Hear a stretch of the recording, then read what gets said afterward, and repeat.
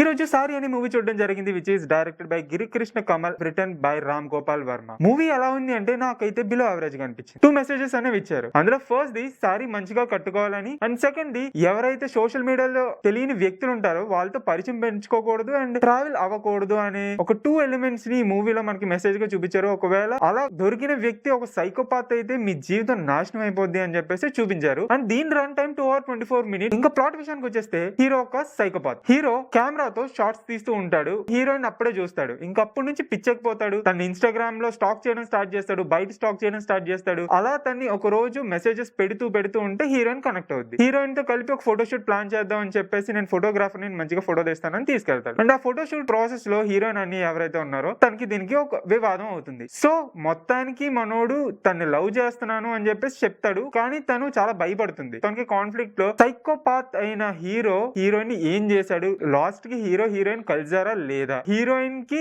ఏమైంది చివరికి. అండ్ ఈ మూవీలో అడల్ట్ కంటెంట్ అంటే ఆ సారీ మొత్తం అమ్మాయి ఓవరాల్ గా సారీ ఉంటే అదంతా అడల్ట్ కంటెంట్ అని అనుకోవచ్చు. బట్ సాంగ్స్ విషయానికి వచ్చేస్తే ఇందులో సడన్ గా సాంగ్స్ వచ్చే టైం కి ఆర్జీ బయటకు వచ్చేస్తారు అనమాట. సాంగ్స్ ఆ రేంజ్ లో ఉంటాయి. ఇలాంటి మూవీ రివ్యూస్ కోసం ప్లీజ్ సబ్స్క్రైబ్ చేసుకోండి.